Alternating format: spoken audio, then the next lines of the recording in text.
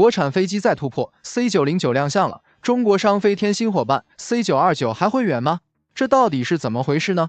今天小亮就来给大家聊一下这个话题。老规矩，点赞关注，小亮接着给大家往下聊。在浩瀚的蓝天之下，国产飞机正书写着属于中国的辉煌篇章。从 C919 的一飞冲天到 C909 的闪耀登场，再到 C929 的蓄势待发，中国商用飞机产业正以前所未有的速度蓬勃发展。那么，这背后的故事究竟是怎样的呢？让小亮带你一探究竟。话说回来，咱们国家的航空工业可是个后来者居上的典型。从最初的模仿学习到现在的自主研发，每一步都走得坚实有力。这不，就在2024年11月12日，第15届中国国际航空航天博览会上，中国商飞又给我们带来了一个大惊喜 ，ARJ21 飞机正式更名为 C909， 与 C919、C929 共同组成了商飞三剑客。这不仅仅是名字上的变化，更是中国商用飞机产业迈向更高层次的重要标志。讲到这里呢，小亮就想问大家一个问题：大家支持国产飞机的发展吗？支持的打支持，看看有多少人支持的。我相信每一个热爱祖国的同胞都会为国产飞机的每一次进步而骄傲自豪。咱们先来说说 C909， 这款飞机可是个老资格了，从2002年开始立项研制，到如今已经走过了20多个年头。作为中国首次按照国际民航规章自行研制、具有自主知识产权的中短程新型涡扇支线客机 ，C909 不仅承载着中国航空工业的梦想，更见证了中国从制造大国向创造大国的转变。C909 的研发过程堪称一波三折。在立项之初，我国航空工业的基础还相对薄弱，面对国际市场的激烈竞争 ，C909 团队顶住压力，通过自主创新和国际合作，攻克了一个又一个技术难关。2008年11月28日 ，ARJ21 在上海大厂机场完成首飞，那一刻，无数航空人的梦想终于照进了现实。此后，经过全面试飞和严格的试航审定， C909 终于在2014年12月30日获得了中国民航局颁发的型号合格证书。这标志着我国已经具备了研制生产喷气式支线客机的能力。从首飞到全面试飞，再到获得型号合格证书 ，C909 的每一步都走得不容易。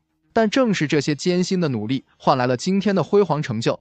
截至2024年11月 ，C909 已经累计交付了超过150架飞机，安全载客超过1700万人次。不仅在国内市场大放异彩，还走出了国门，服务着世界各地的乘客。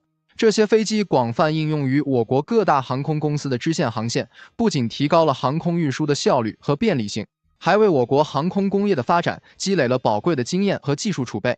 这不仅降低了运营成本，还为我国航空工业的绿色发展做出了积极贡献。然而 ，C909 的成功并没有让中国商飞停下脚步。他们深知，要想在竞争激烈的国际航空市场中立足，就必须有更加先进、更加高端的机型。于是 ，C929 应运而生。这款中远程宽体客机可是个大块头，座级高达280座，航程更是达到了惊人的1.2万公里。这一航程几乎可以覆盖全球所有主要城市，为我国的国际航空运输提供了强大的支持。与 C919 相比 ，C929 在机身宽度和机长上都实现了质的飞跃。更重要的是 ，C929 的设计充满了黑科技。电控变色舷窗、手机无线充电、电动行李架等先进设施一应俱全，让乘客在享受舒适旅行体验的同时，也能感受到科技带来的便捷和乐趣。当然 ，C929 的研发之路也并非一帆风顺。最初，这个项目是由中国商飞和俄罗斯联合航空制造集团共同承担的。然而，由于国际局势的变化，俄罗斯在初步设计阶段退出了项目研发。这无疑给 C929 的研发工作带来了不小的挑战，但中国商飞并没有因此气馁，而是迎难而上，继续推进 C929 的研发工作。在研发过程中，中国商飞充分借鉴了 C919 和 C909 的成功经验，通过优化设计和技术创新，不断提高 C929 的性能和可靠性。同时，中国商飞还积极寻求国际合作，与多家国际知名航空企业和供应商建立了战略伙伴关系，共同推动 C929 的研发和生产工作。如今 ，C929 已经进入了研制进程的关键阶段。预计在2030年完成首飞，并在2035年投入商业运营。这一时间表不仅体现了中国商飞对 C929 项目的信心和决心，也展示了我国航空工业在自主研发和国际合作方面取得的显著成果。更值得一提的是 ，C929 有望配备国产自研发动机 CJ2000。这款发动机由中国航发自主研制，设计最大推力可达35吨，将为 C929 提供强大的动力支持。CJ2000 发动机的成功研制和应用，将进一步提高 C929 的市场竞争力和经济效益，同时也将推动我国航空发动机产业的发展和升级。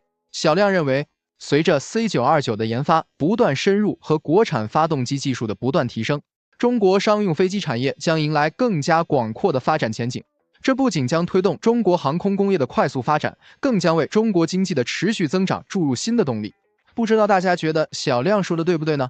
如果你也喜欢小亮的节目，点赞关注，这样你就不会错过我的精彩节目了。让我们一起期待国产飞机在未来的天空中翱翔得更高更远。